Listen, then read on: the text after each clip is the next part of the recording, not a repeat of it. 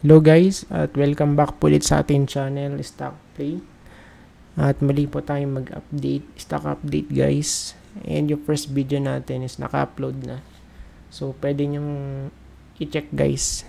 And of course don't forget to subscribe na sa ating channel. Tapos paka-press na rin yung notification bell para palagi po kayo manonotify sa mga bagong uploads natin. Ayan. So shout out sa mga viewers and mga supporters po natin and sa mga nagko-comment at nagla-like. So ngayon let's start with MEG. So grabe din tong ni LTG guys, no. Okay, pabagsak ng pabagsak eh. So far kasi meron siyang munting channel dito. Ayan, munting channel talaga no. Munting channel na pababa. So of course, hanggat walang breakout dyan, baka mahirapan pa tayo at pwede pa tayong malaglag at mag-create ng panibagong lower low dito sa weekly chart. So tignan natin. Ayan, kasi pagka nag-breakout naman dito, pwede mag-retest as high as 1.94. And yung close natin, closing price nasa 1.85, no? So just in case lang na pag-breakout ganyan, then pull back ulit. Okay, or kung di naman magbe-breakout, pwedeng bumalik dito sa may support sa 1.72, no? Ayan. So, yun po yung dalawang case na tinitignan natin for MEG right now. Pero overall, I think mukhang hindi pa goods.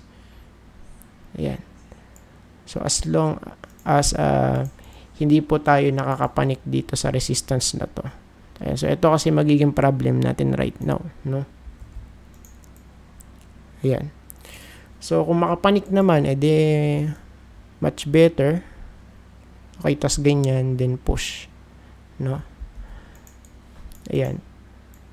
So, yun yung kumbaga, pinakamagandang scenario na pwedeng mangyari for MEG. Mag-breakout agad dun sa may resistance, no? Ayan. Tapos, next, AEV. Check natin yung AEV. Nalaglag dito. Ayan. Pero, ano pa rin, still nasa support pa rin naman. Ayan, so, medyo nakabalik naman guys, no? AEV. So, yun nga lang, medyo delikado to. At pwede maulit yung nangyari ng pandemic, which is nalaglag dito guys sa 26. Ayan, no? Nalaglag. So, ngayon, since parang so, parang retest to no? So, pagka hindi nag-hold, so, next target, eto na. Yun ulit, 26.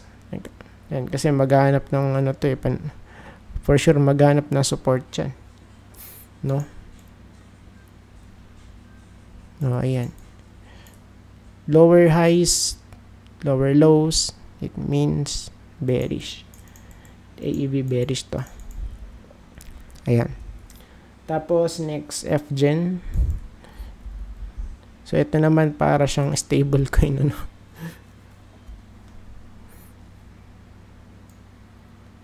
para siyang stable coin. Pa-bounce lang yung niya, yung price niya, Ayun, napatalbog-talbog lang actually.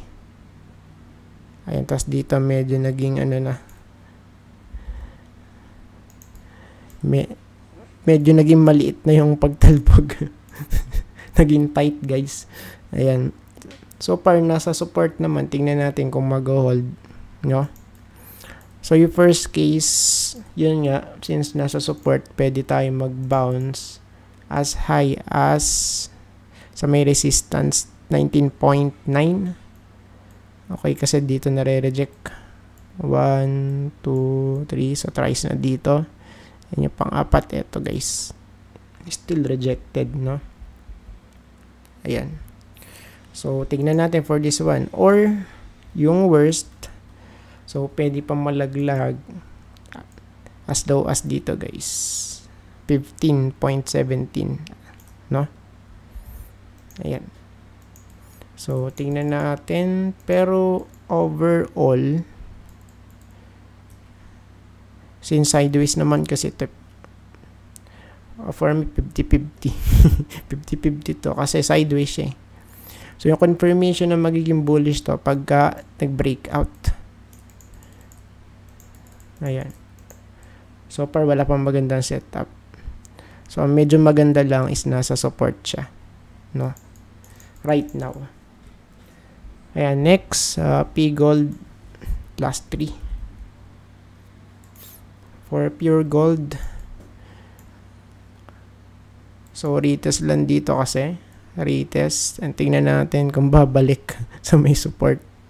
22.96. Medyo malalim yun, ano? Okay.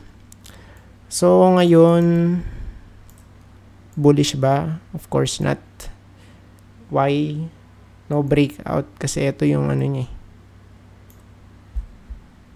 Resistance niya, no? Major, ano to, resistance, guys. So, it means, kung di makakapanik dyan, yun lang. Bearish, no? O ngayon, sa daily chart, tingnan natin. So, halos retest lang pala to sa 200-day moving average, no? Ayun, no? Tingnan natin. So, kung makakapanik, of course, much better, no? Ayun, sa may 200-day moving average. May confluence pala dito sa daily chart, no? Ayan. Next, URC. So, for URC guys, weekly, check natin. Okay, so nalaglag na dun sa may sinasabi nating support. Okay, so this is crucial because this is a major support for URC. No? Ayan, no? Diba? Ayan pa. Ayan pa. Ayan pa. So, ang pinakamataas na bounce noong 2020. Ayan. So, sharp recovery yung mga nangyari nun eh. 70+%, no? Okay, tas ito na yung sinundan. So, less than 70 na. At ngayon is medyo bumaba pa lalo. 31% na lang, no? So, sa ngayon, tingnan natin kasi for me, mukhang bearish pa din eh. No? Ayan, so for me, mukhang bearish pa din, guys. Ayan, pero since nung ano kasi dito, nag-dive dito yung price. So, medyo bouncy yung nangyari, no? Ayan, no? Diba? Okay, tas balik dito. Yun nga lang, di nakapanik. Nag-fail dito, guys, no? Or maybe nakikreate siya ng double bottom or let's say triple bottom pattern. So, pwede namang ganun, ano? Ayan. So far, since nasa support, tingnan natin kung magbabounce next week. Daily chart. Ayan. So, overbought naman na. Or oversold pala yan. So, oversold na, tapos nasa support. Tingnan natin kung magbabounce. Just in case na mag-bounce, pwede mag-retest dito sa 109 to 110. Ano? Kasi may confluence tayo dito sa may 200-day moving average. Ayan. Tapos, yung last, Bloom.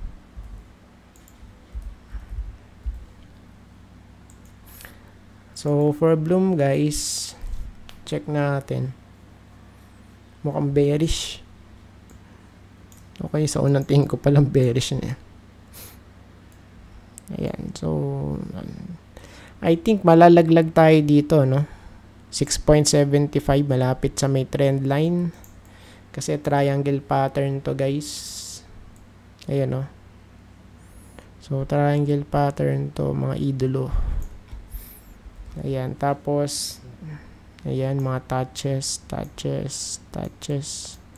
So, of course, considered na to as a trend line, ano? Yung nasa baba. Ayan, kaya medyo ingat lang for this 1K Bloom. Since hindi pa stable talaga actually yung ano niya, yung price. Pwede pa malaglag dito, ano, 6.7. Ayan. Then sa daily or sa weekly pala, hindi na rin na-sustain. Of course, nalaglag na dun sa may baba ng 200 day, which is bad.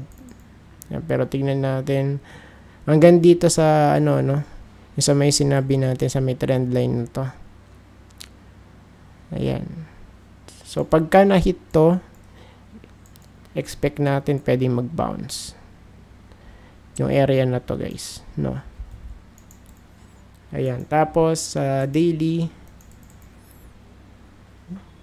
ayan, bearish. So, pwede yung malaglag dito, guys. Ayan. So, I think tapos na po tayo, guys. Maraming salamat po sa panonood. See you po sa next video. Bye-bye and God bless.